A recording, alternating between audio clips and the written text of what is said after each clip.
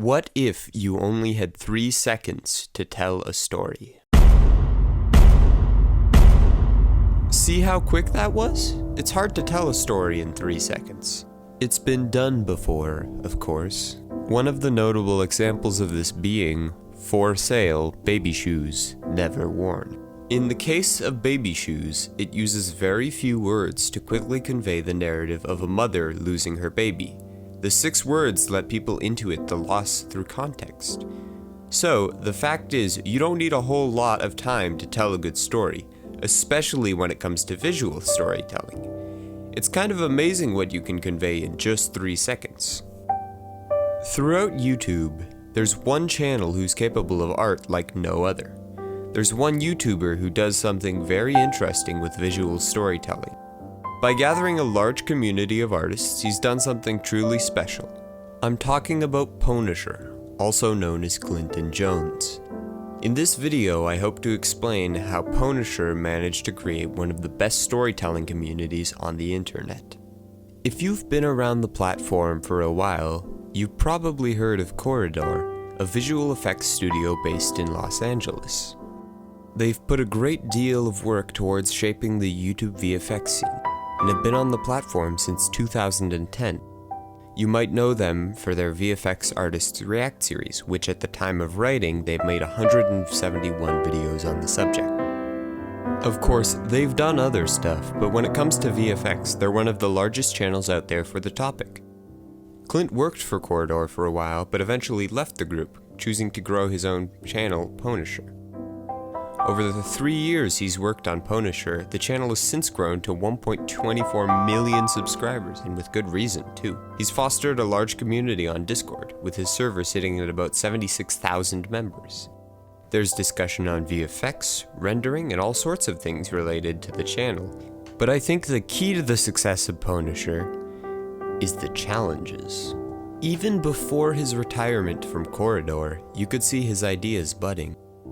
His first challenge, Parallel Dimensions, came out on November 14th, 2020, around 4 months before his leaving Corridor. The video is 5 minutes long, and it features a person walking towards the mountain. The catch? Every 3 seconds, it would cut to a different person walking towards a different mountain. Each render was done by a different artist, and each render tells the same story. All of them are travelers walking to different mountains. But there is a shared goal, to reach the mountain, the destination. The thing that makes this video so compelling to watch is that each person who participated in this challenge had 3 seconds to show a whole world, a character, and an objective.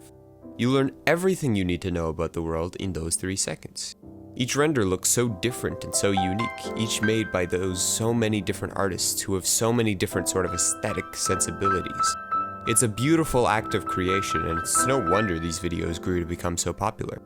Soon after the release of Parallel Dimensions, Clint challenged his audience to participate in a new challenge dubbed the Alternate Realities Challenge. Each person was given the same template, a person struggling along a landscape with a massive circle in the background. Where previously only 125 people had submitted renders for the challenge, 2,400 people submitted renders for this one. It was a massive success, with the top 100 official montage garnering 14 million views since its release in June of 2021.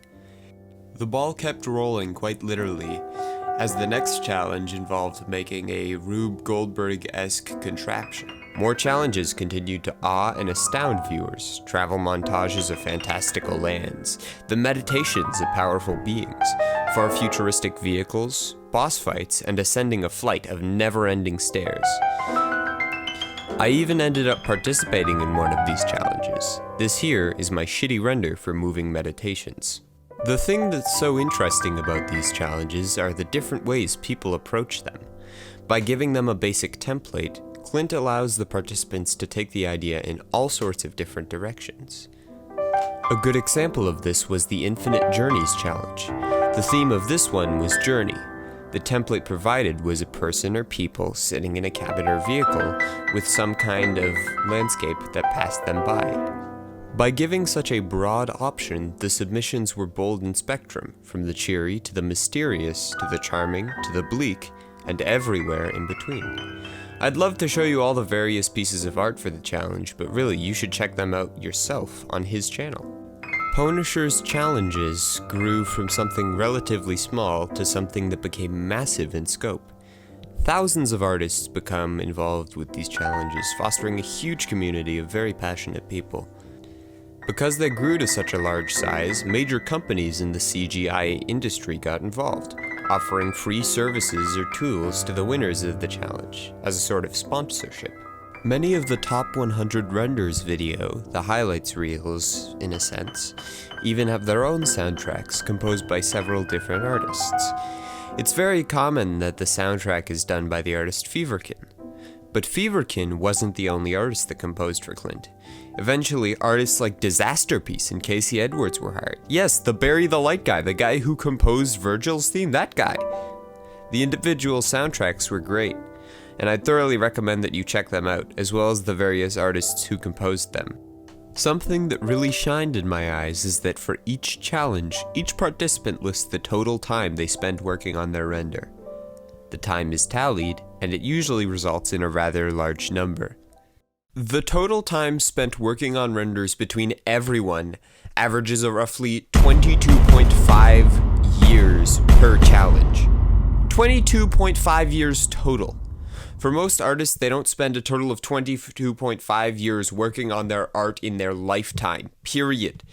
That's more than the quarter of an average lifespan of 73.33 years. And when you consider that few of these challenges happen each year, like multiple challenges, the sheer size of the Punisher VFX challenges quickly becomes apparent. Often, upwards of 2,500 finished renders are submitted for each challenge.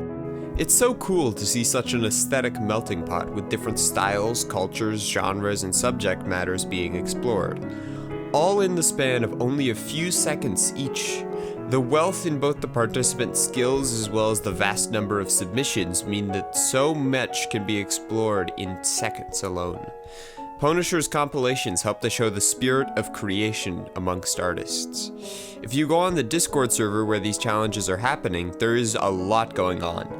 People are all creating art there, they're making new friends, they're getting jobs. It's a massive place where all sorts of exchanges are going on. The place is constantly abuzz with dreams and hopes and passion. It's truly a sight to behold. In conclusion, by pursuing his own career, Clint Jones created one of the largest VFX communities on the internet. The various VFX challenges featured on Punisher are beautiful, awe-inspiring, and reflect on what artists are capable of doing with modern-day technology. Even in the snippets shown by artists on these challenges, we're able to see so much care and respect put into this work and worlds. Art done not for money, but for a love of the craft.